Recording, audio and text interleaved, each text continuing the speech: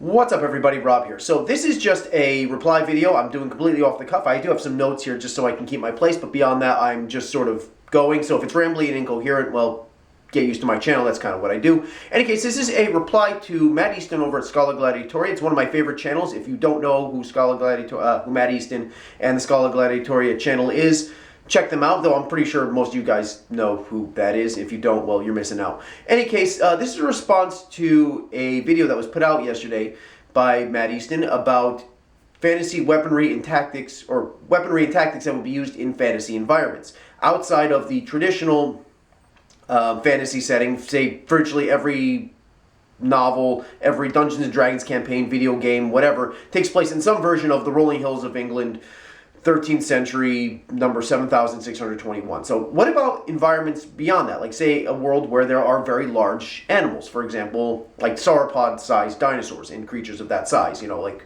megafauna from the Ice Age and back. And yes, I know dinosaurs weren't around during the Ice Age, but like just say mammoths and whatever, just prehistoric stuff. Or what about like very dense, heavy, thick jungles and forests and swamplands? Like, what kind of weaponry would people use under these circumstances? And the one that really got my attention was that of an environment in which there is perpetual darkness.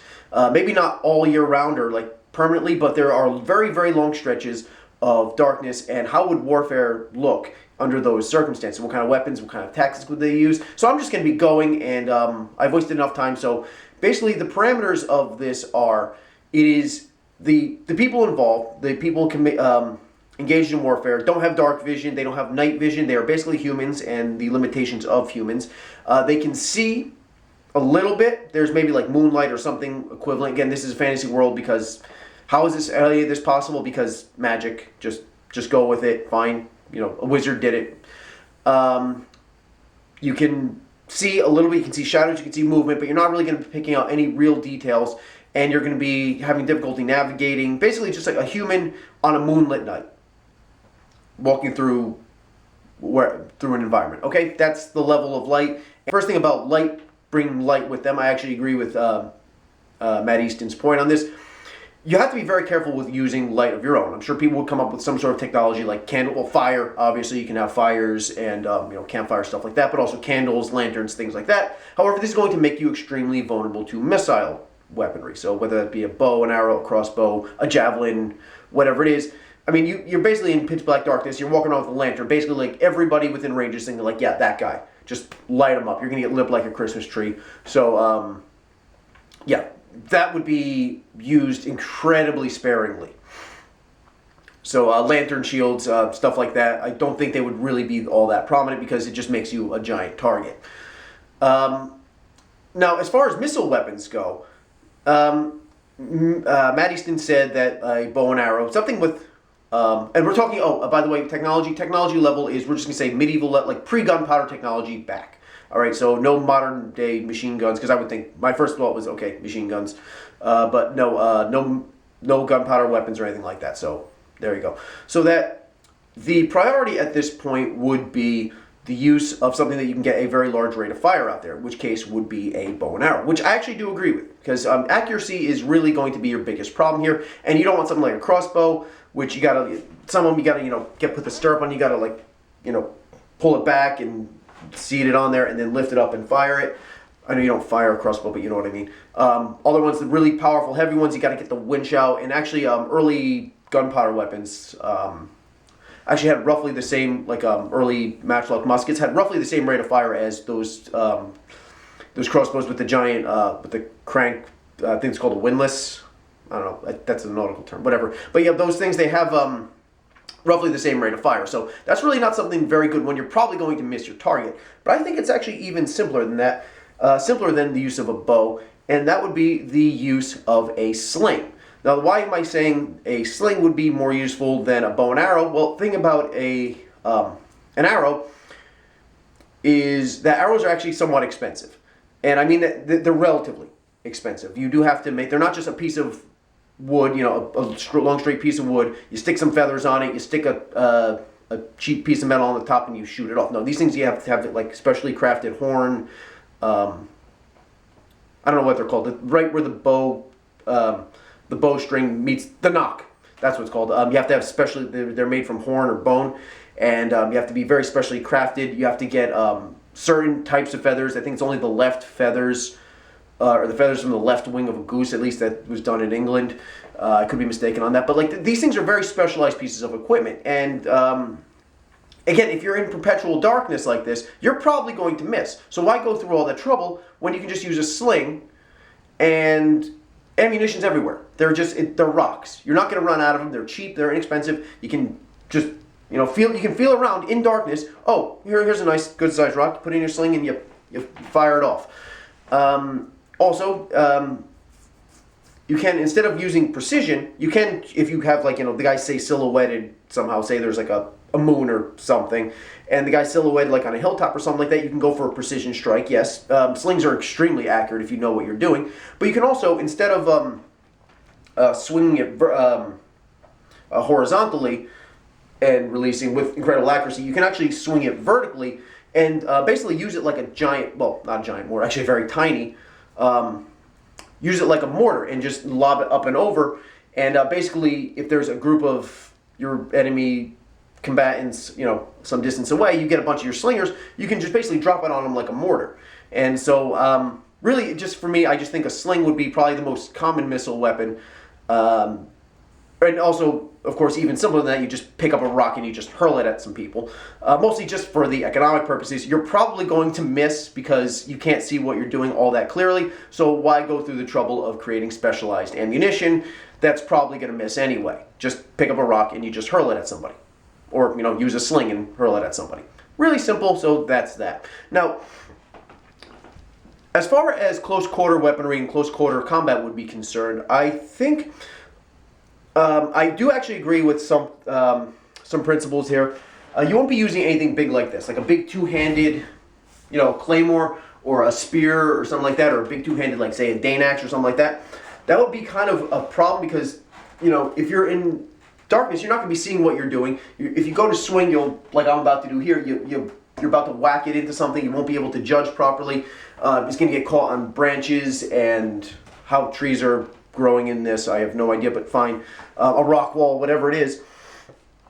You have a big weapon like this. It's going to get caught on things. You're going to bump into things. You're going to get you're going to be knocking into different objects. You're going to be knocking into the person next to you if you can't maintain your proper distance and good skirmish order from one another. And so these things, something this size is more of a liability. So I do think it would be small one-handed weapons.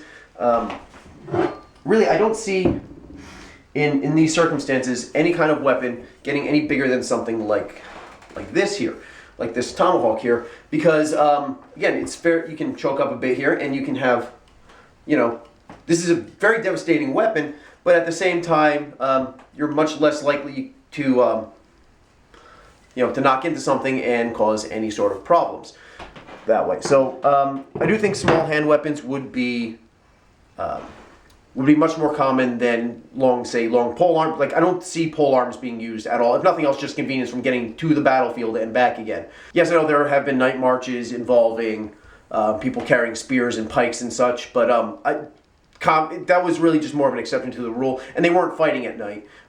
They were actually just moving from one place to another, and that caused enough problems as it was.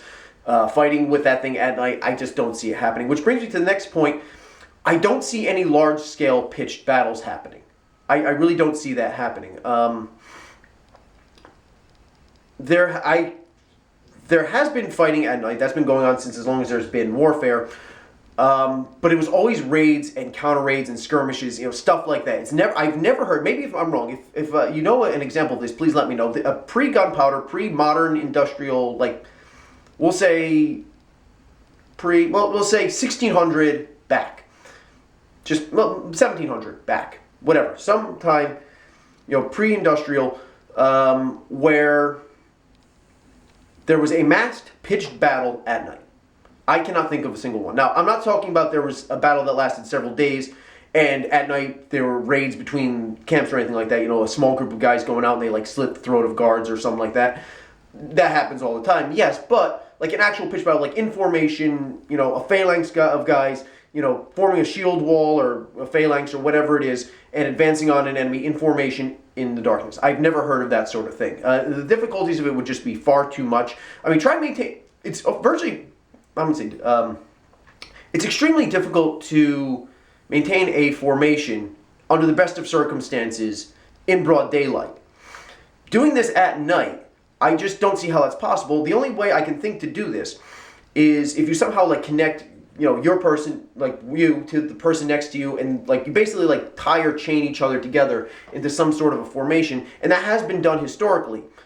And every time that has been done, it has ended in an utter disaster. This actually prevents mobility.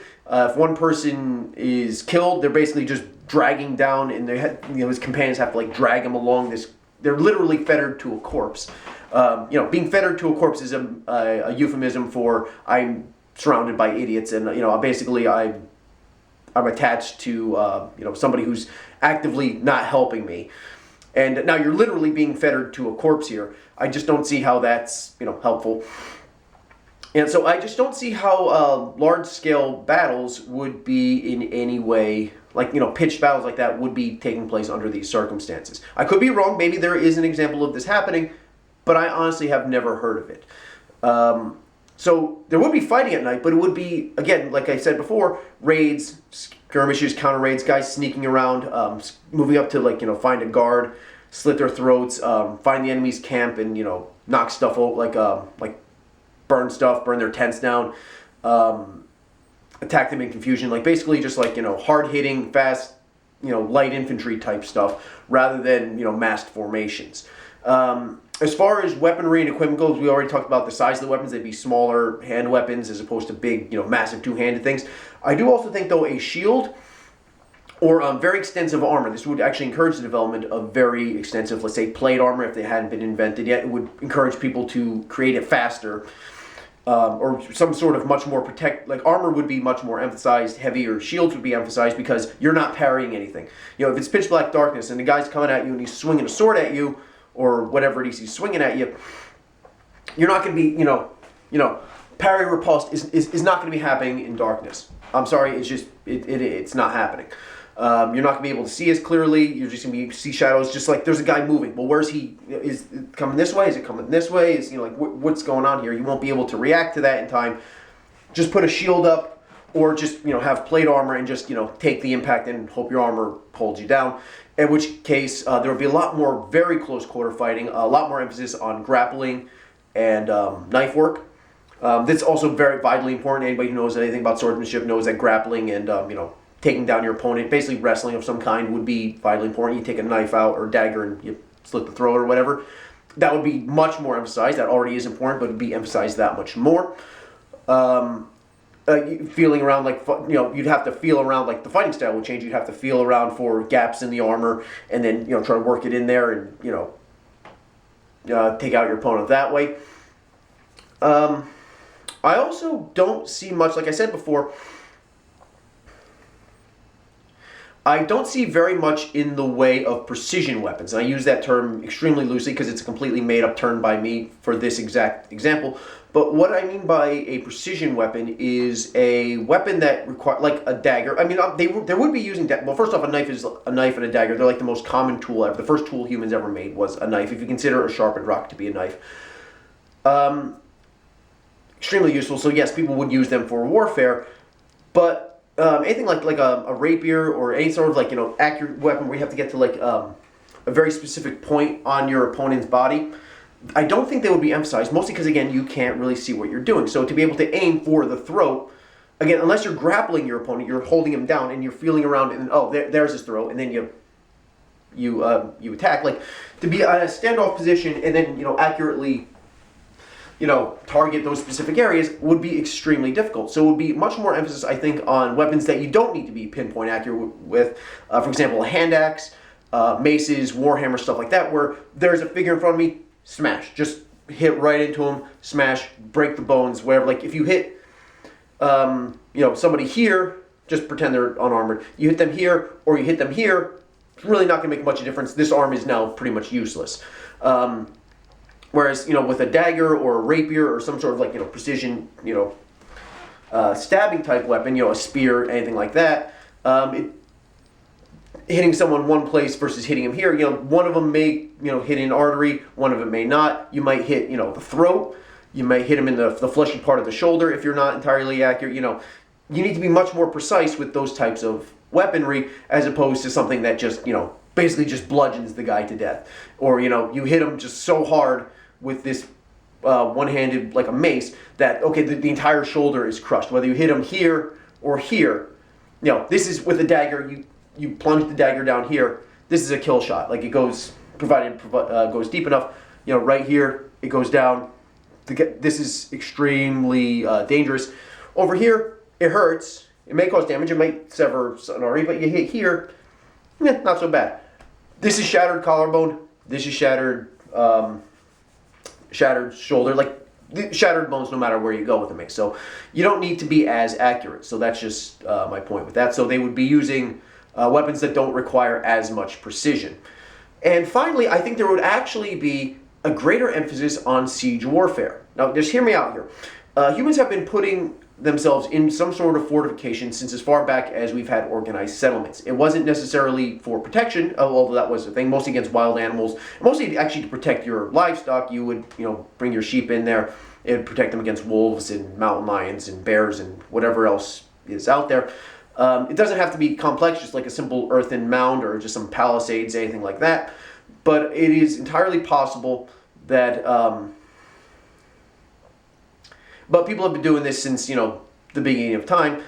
And so, well, if we're going to be raiding, well, let's raid the enemy settlement. Let's raid, let's go right down to their, their homeland. Basically, let's raid them directly there. This takes place in warfare throughout history.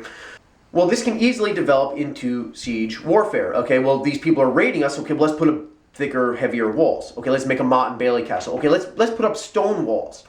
And basically now you have castles, and they probably would be designed differently because there would be less emphasis on missile weapons. Although maybe, again, they had slings, they can, take rocks and throw each other. I don't know exactly how a castle would be designed, but, just think a castle-like fortification with stone walls, all that going on.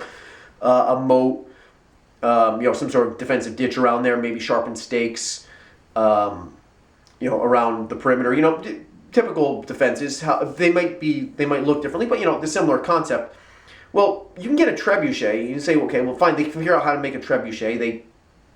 They set that up. Well, you can't see where you're shooting at. It's like, well, you can sort of vaguely see where it is, and you set up a trebuchet, and you can just start lobbing rocks at your enemy. Again, rocks are cheap. You're not going to run out of them anytime soon. And more to the point, though, castles and fortifications. Here's a mind-blowing thing right here. They tend to not move very much, so you don't need to be pinpoint accurate. And you can take your time. Okay, we've loosed off this boulder, and we undershot our target. Okay, reset it, increase the range a bit, lob another rock, which is really cheap, and okay. Oh, we hit our target. Good. Do the same thing. Reset it. Do the same thing again, and just keep lobbing rocks at each other, and then. Well, you'd have other very similar things to normal sieges as well. Besides siege equipment, you'd be doing stuff like setting up ladders. You can do that in darkness. You can, have guys climb up grappling hooks, climbing up ropes to get on top of the walls. You can do this all in darkness. It's not ideal. It's not something I would recommend doing, but it can be done. So I think that siege warfare, or at least a form of siege warfare, maybe it would play out different, probably would play out, well, it definitely would play out differently. How differently and what that would look like, I couldn't say. But I really do think that siege warfare would be a major part of fighting in perpetual darkness. So, yeah, there you go. So that's it. So, just some quick thoughts I had on this, throwing it out there. It is a very poorly thought out and ineptly executed video, but I thought it would be fun anyway. That's pretty much it. If you haven't seen the video, please check it out down below. Subscribe to Scholagladiatoria if you haven't, though I'm pretty sure you guys already have. And also, please subscribe to my channel. Please hit the like button, and the subscribe button is right there. It doesn't cost you anything. I'm a cheap bastard, I get that, but it costs you absolutely nothing. You're wasting your time anyway, so just press that little button right there. A little bit of energy. Help me get out of my corporate job. The more subscribers I have, the better off it is for me. And, yeah, in any case, more videos will be coming out whenever I get around to it. And have a good day. Or don't have a good day. Your adults have any kind of day you want. See you later.